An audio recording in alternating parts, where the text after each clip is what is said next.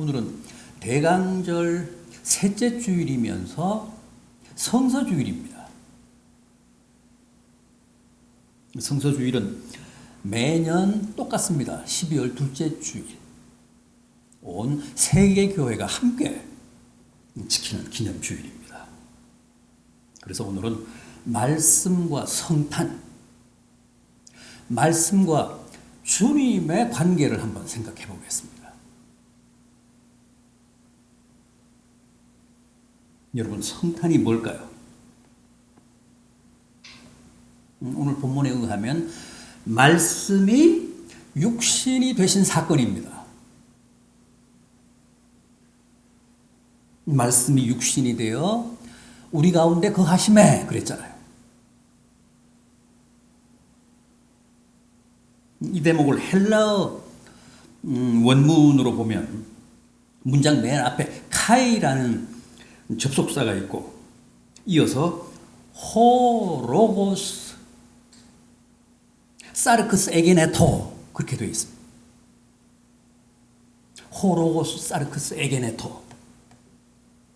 로고스는 말씀이고 사르크스는 육신입니다. 몸, 살입니다.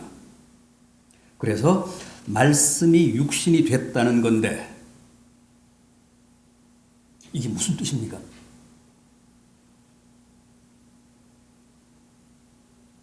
로고스가 사르크스가 됐다. 말씀이 육신이 됐다. 무슨 뜻일까요? 여러분, 물이 증기가 되는 현상을 우리가 뭐라고 합니까? 액체가 기체가 되는 현상. 기화라고 하죠. 그러면 얼음, 고체가 액체가 되는 현상은 뭐라고 하죠? 액화라고 합니다. 기체가 액체가 되는 현상도 마찬가지입니다. 액화라고 합니다. 화학적으로, 물리학적으로. 그럼 말씀이 육신이 되는 현상은 뭐라고 할까요? 육화죠, 육화.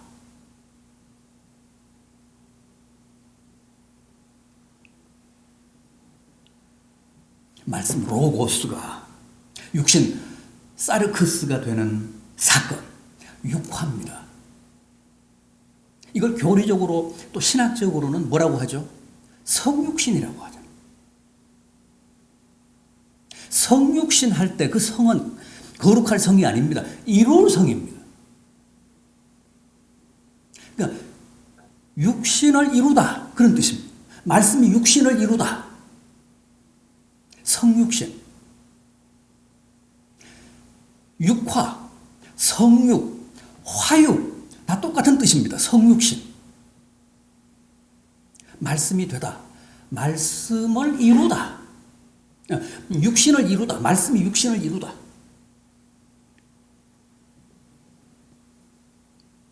영어로는 인카네이션이라고 하는데 이 인카네이션이라고 하는 말은 라틴 말을 그대로 가지고 온 겁니다. 라틴 말로 카네이션이 육신입니다. 그런데 그 앞에 인이 붙으면 육화가 됩니다. 인카네이션. 성육신. 독일 말도 마찬가지입니다. 인카나치온. 발음만 다릅니다. 인카나치온. 인카네이션. 육신이 되다. 육신을 이루다.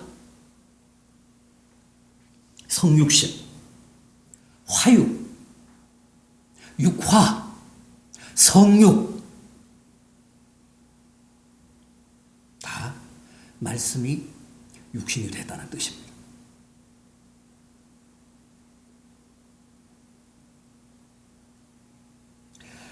오늘 우리들이야 이게 성경에 있는 말씀이니까 성경이 그렇다고 하니까 받아들이기가 좀 벅찬 건 사실이지만 이해가 좀 잘 안 되는 부분은 있지만 그대로 믿습니다만은 본래 이 요한복음의 수신자들, 당초 이 요한복음이 선교 대상으로 겨냥했던 헬라인들, 헬라 사람들, 저 그리스 사람들, 고대 그리스 사람들은 이런 요한복음의 주장이 굉장히 충격적이었습니다. 왜냐하면 오랜 헬레니즘 전통과 고대 헬라 철학에서는 로고스와 사르크스가 서로 상반되는 개념이거든요.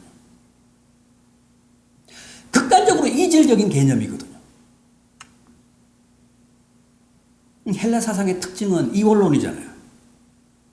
헬라인들에게는 로고스가 절대적인 개념, 초월적인 개념, 형이상학적 개념입니다. 플라톤이 말하는 최고의 선, 우주의 제1원인자인 이데아가 곧 로고스.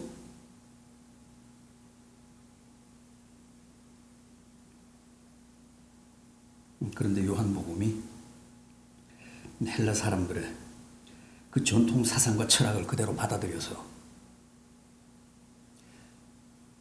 기독교식으로 재해석을 합니다. 이 요한복음 1장 1절을 보십시오. 태초에 로고스가 계시니라. 이 로고스가 하나님과 함께 계셨고 이 로고스가 곧 하나님이시라. 그러잖아요.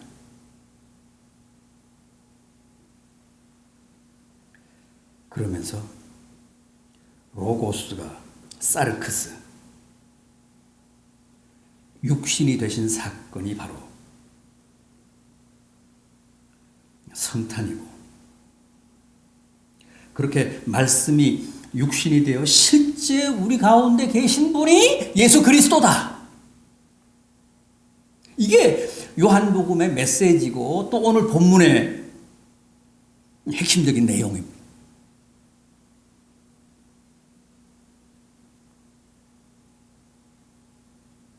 그런데 당시 헬라 사람들에게는 이 말씀이 대단히 충격적이고 신성모독에 해당이 됐다는 거죠. 로고스가 초월적인 존재라는 것까지는 좋은데 그 로고스가 사르크스, 육신이 됐다는 주장은 절대 받아들일 수가 없었습니다. 헬라 사람들에게 있어서의 육신, 사르크스는 곧 그림자고 어두움이고 영을 속박하는 굴레고 영을 가두는 감옥이고 거짓되고 악마적인 게 바로 육이거든, 육체거든. 사르크스. 반면에 영은 참이고 빛이고 구원받고 천국 가서 영원히 살 인간의 진정한 본질입니다. 따라서 지고지순한 하나님이신 로고스가 어떻게 거짓되고 부패하고 악마적인 사르크스가 될 수 있느냐는 거예요. 이거 어느 도단이라는 거죠. 어불성설이라는 거죠. 빛이 어떻게 어두움이 될 수 있느냐는 거예요. 진리가 어떻게 거짓이 될 수 있느냐는 거예요.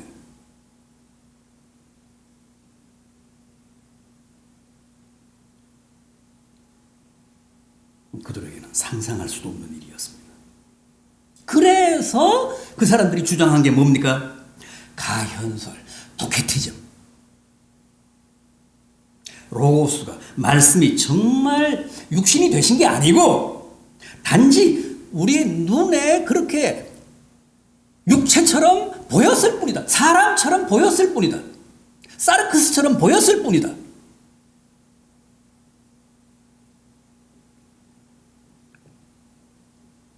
이런 논리를 편 사람들이 바로 초대교회 최대 사이비 집단이었던 그노시스, 영지주의자들이었습니다.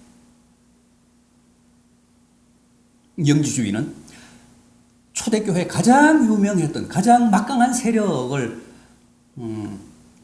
시위했던 헬라파 이단입니다. 아마 많이 들어보셨을 거예요. 영지주의, 그노시스. 한때 그들의 그 합리적이고 논리적이고 이성적인 주장에 매혹이 돼서 헬라 문화권의 수많은 사람들이 그 영지주의에 가담을 해서 오히려 정통교회가 상대적으로 약화되고 흔들릴 만큼 엄청난 위협이 되기도 했습니다.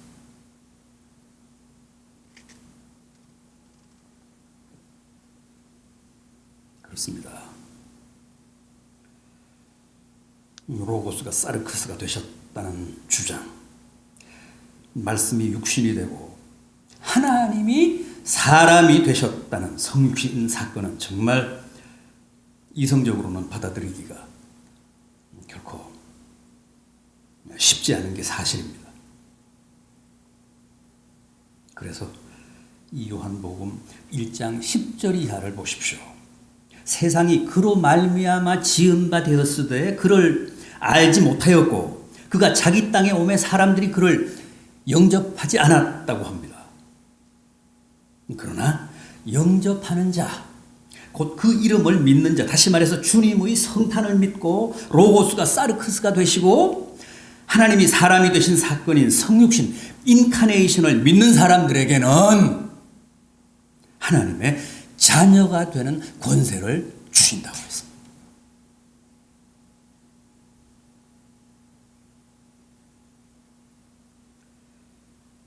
자, 그렇다면 왜 굳이 이렇게 말씀이 육신이 되셨을까요?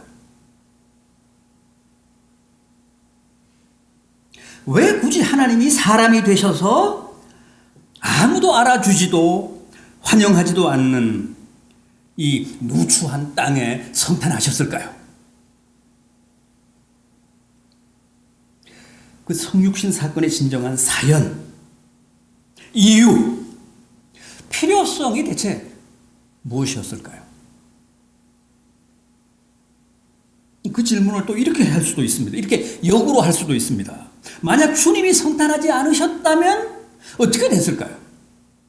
로고스가 사르크스가 되지 않았다면, 하나님이 사람으로 육화되시지 않았다면 과연 어떻게 됐을까요? 아마도 하나님과 인간은 영원한 타자로 나왔을 겁니다. 양자 간의 진정한 소통과 교감과 이해와 교제라는 것은 영원히 불가능했을 겁니다.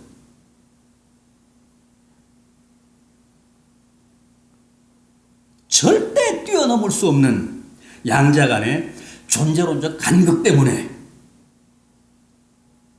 그 둘의 진정한 만남은 영원히 불가능했을 겁니다.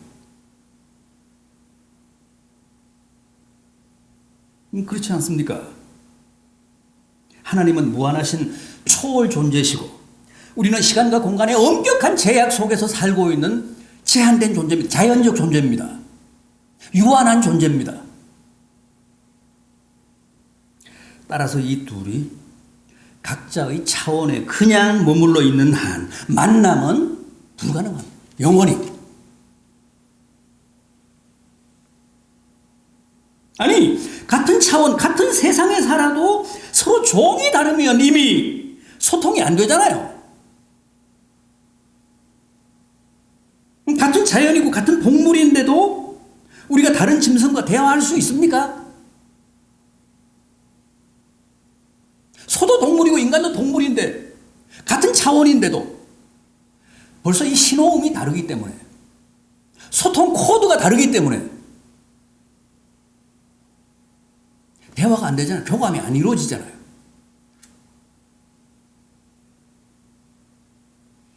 그런데 하나님과 사람은 그보다 더 하잖아요. 종이 다른 정도가 아니고 아예 존재론적 차원이 다르기 때문에 소통이 원천적으로 불가능합니다.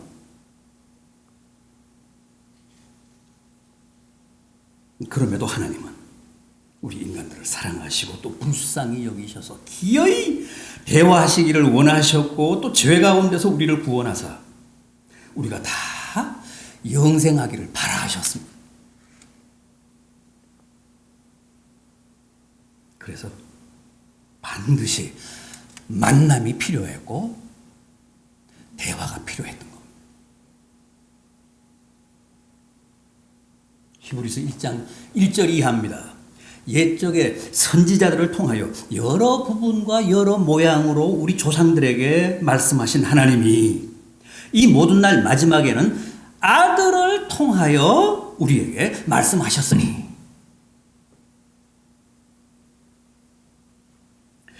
옛날에는 구약 때는 선지자들을 통해 여러 가지 모양으로 말씀을 하셨죠. 선지자들을 통해 다양하게 우리 인생들과 소통하시기 위해 시도를 하셨습니다. 그러나 그런 간접적인 방식에는 여러 가지 한계와 문제가 있어서 결과적으로는 소통이 원활하지 못했습니다. 소통에 실패했습니다. 그래서 결국은 어떻게 하셨다고요? 마지막에는 아들을 통해 말씀하시게 됐다는 겁니다. 그러니까 선지자들을 통한 간접적인 방식이 아닌 보다 직접적인 방식, 즉 아들을 통해 말씀하게 되셨다는 겁니다. 그렇다면 여러분, 하나님과 사람, 이 양자가 서로 만나려면, 그래서 제대로 대화하고 소통하고 공감하고 이해하려면 어떻게 해야 합니까? 무엇보다도 존재론적 차원을 갖게 해야죠. 로고스가 사르크스가 되든가 사르크스가 로고스가 돼야 합니다. 하나님이 사람이 되든가 사람이 하나님이 되든가 해야 합니다. 존재론적 차원이 같아야 합니다.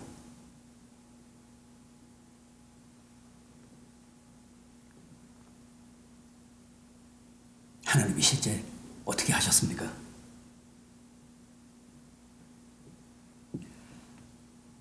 우리를 다 하나님으로 만들지 않고 하나님이 사람이 되셨습니다.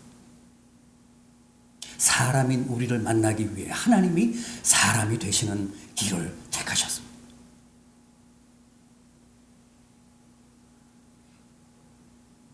로고스가 사르크스가 되사 이 땅에 성탄하신 겁니다.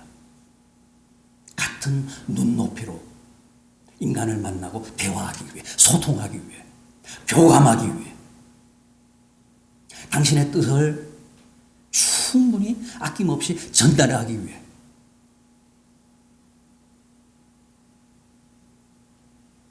그렇다고 하나님이 하나님을 버리신 건 아닙니다. 하나님이 하나님을 버리고 인간이 되셨다는 것은 아닙니다.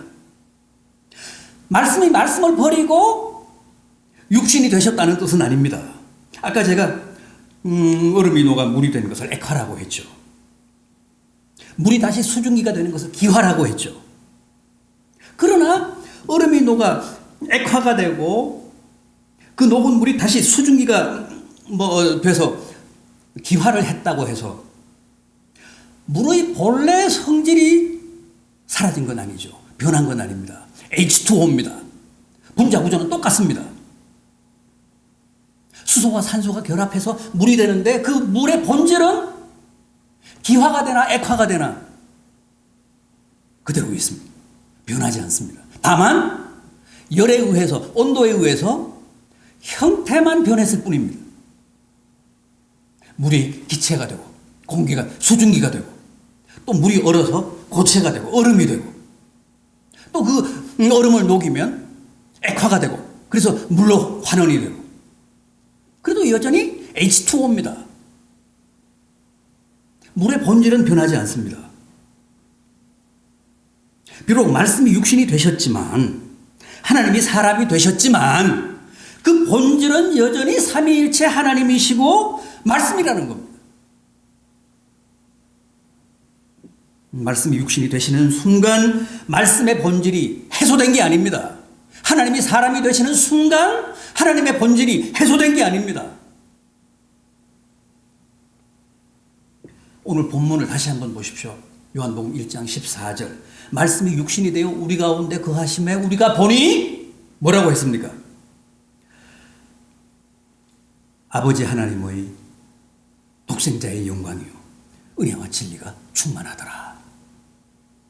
말씀이 육신이 되셔서 우리 가운데 거하셨지만 아버지의 독생자의 영광, 즉 성자 하나님의 영광과 하나님의 말씀으로서의 은혜와 진리가 충만했다고 하지 않습니까? 이 말씀은 여전히 100% 하나님이고 여전히 100% 말씀이셨다는 뜻입니다.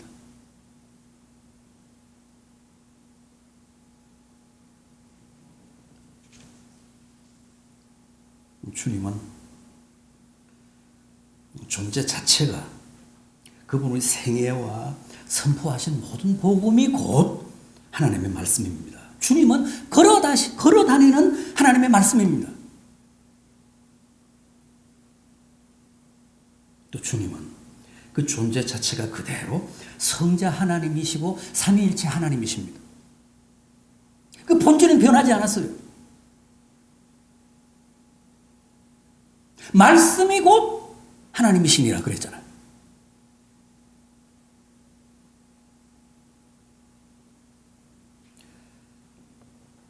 따라서 우리가 성탄하시는 주님을 만나면 곧 하나님의 말씀 그 자체, 하나님의 존재 그 자체를 만나는 겁니다.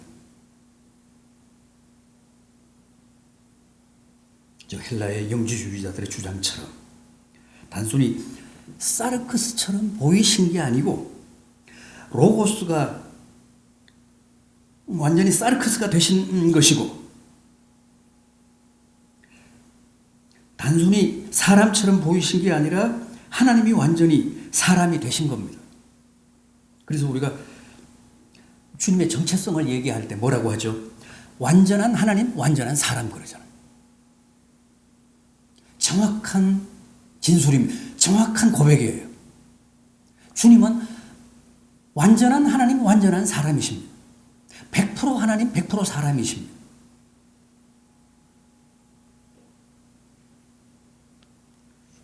그게 정답입니다.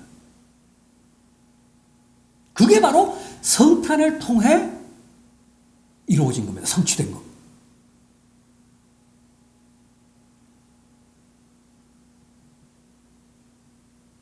그래서 우리는 이제 성탄을 통해 우리와 똑같은 사람이 되신 주님을 만날 수 있게 됐고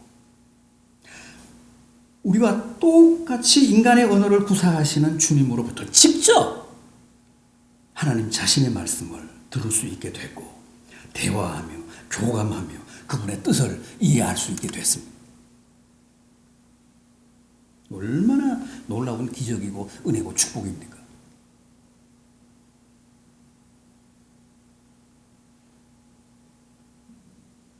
성탄이 없었다면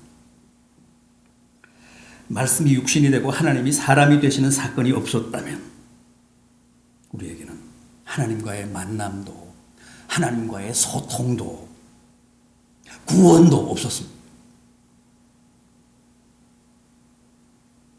말씀이 육신이 되셨기 때문에 하나님이 사람이 되사 성탄하셨기 때문에 비로소 그 모든 게 가능해진 겁니다. 얼마나 감사한 일입니까?